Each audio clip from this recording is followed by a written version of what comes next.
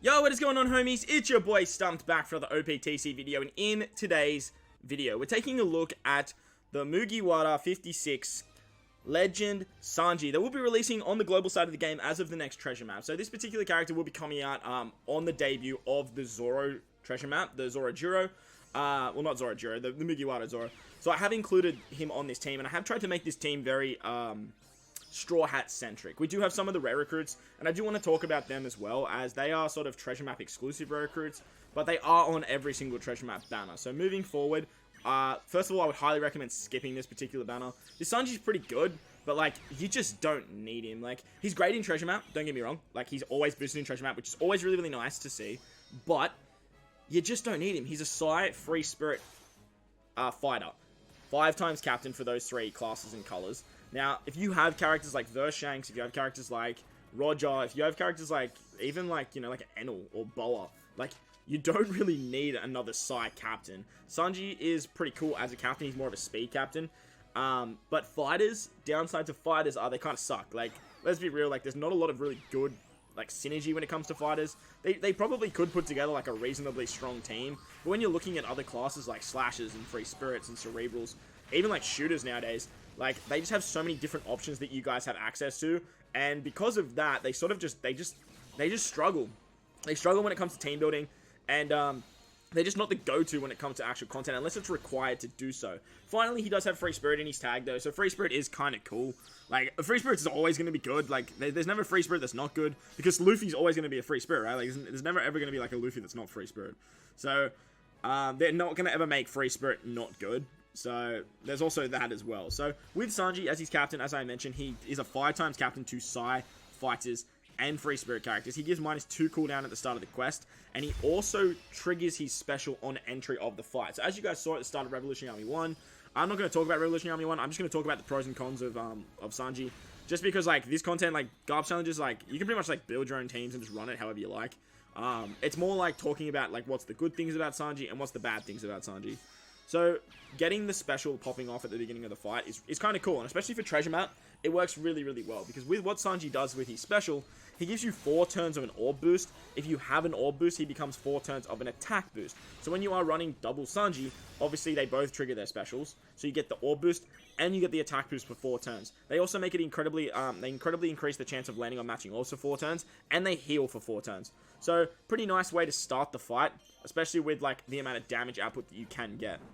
However, Sanji does have a super type condition. Super type condition means that if you have any of the Straw Hats on the crew, you can activate his super type. Now, his super typing is actually pretty interesting. What he does is, he adds 0.3 to an attack or an orb boost that is on your side of the team. So, if you use both your Sanjis, and you get like a 4 turns of attack, 4 turns of orb boost, 2 times each, then you use one of the super typings of Sanji, you actually turn that orb and attack boost into a 2.3 times attack boost, which is pretty cool. Like, 2 times isn't exactly like the be-all or end-all when it comes to, like, damage output nowadays, but being able to get to, like, a 2.3 is really, really nice. Because he's Free Spirit and he's Psy, you can hybrid him up with characters like Roger. You can turn Roger's 3 times attack boost into a 3.3 times attack boost, which is pretty nice, but, like, the usability of that is so damn low, and you're never really going to see that too much. Plus, like, hybrid teams, they're not exactly the first thing you think of when you are team building. It's like running a hybrid combination. Even though hybrids have become a lot more viable on Japan, it's just something that you don't really think of straight away.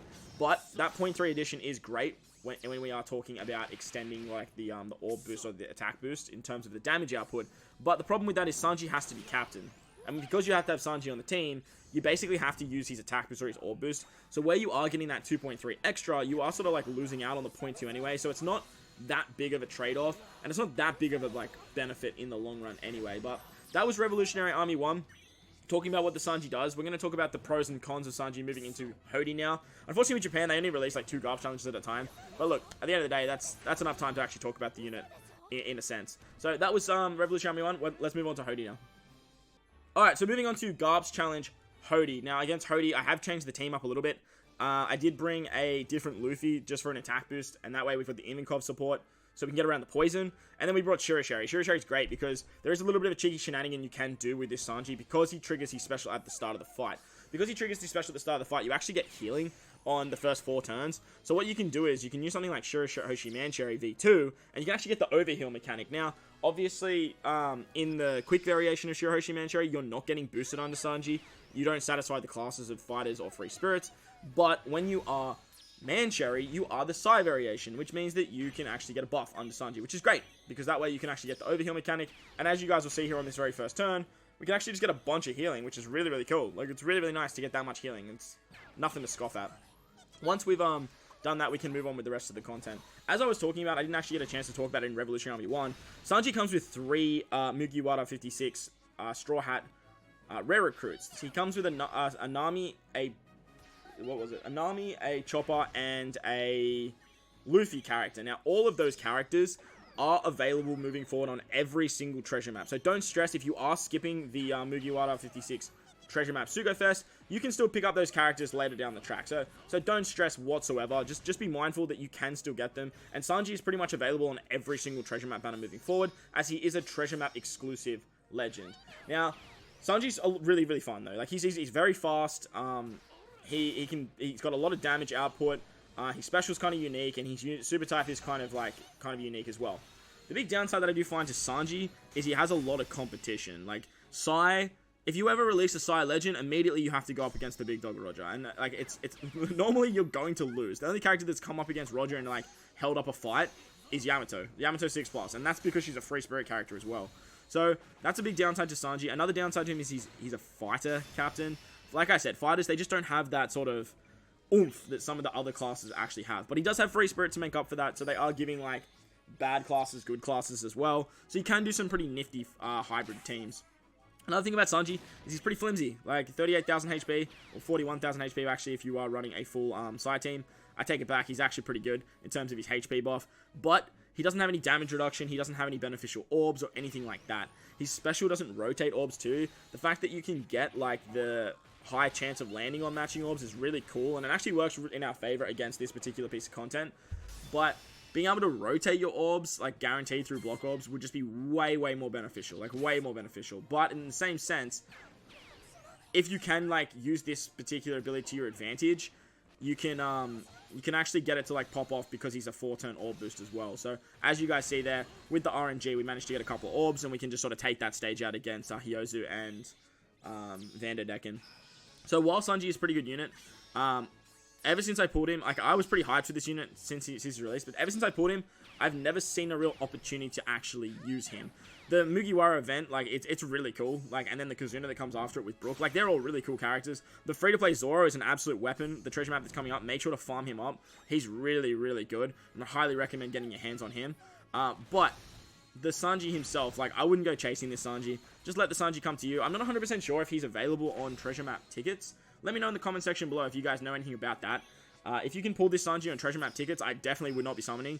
But I would hold on to those pretty gems until the Yamato release. And if you do want to summon on a treasure map SUGO Fest, I would highly recommend summoning on the Beast Pirates SUGO Fest. The Straw Hat Oni SUGO Fest. That's the big treasure map SUGO Fest. That whole celebration around Yamato with the Beast Pirate costume, Straw Hats, the Kazuna. Basically, they do the same thing as what they do with the Mugiwara. But they do it with the Beast Pirates. That SUGO Fest is a much better time to pull, as the treasure map rare recruits are just a lot better. You'll have access to all of these Mugiwara characters as well, and you have access to the boosters for that treasure map as well. So if you are going to summon, that's where I would be spending my gems if you are looking for a treasure map SUGO Fest to summon on. But if you're a huge Sanji fan, I'm never going to say don't summon if it is your favorite character at the end of the day. But look, that's just me. So overall thoughts on this Sanji, he's quite good, and he is a little bit of fun, but he's just not worth your stones. He's not worth your time. If you do like to summon on treasure map banners and you pick him up, be happy because he is a really good unit. But most of the time you will be running Roger or like when Yamato comes out, purely because they have utility in their captain. Sanji gives you more damage output, which is great with his super typing, but having that extra utility is just way more beneficial in my opinion anyway. But that's going to wrap up the video today, guys. I hope you enjoyed this one. If you did, make sure to go down there and belt the like button for me if you're new to the channel. Hit that big red subscribe button too. But guys, wherever you are in this beautiful world, please remember to enjoy the rest of your day. As always, homies, I thank you guys for watching, and I'll catch you guys in the next one. Later!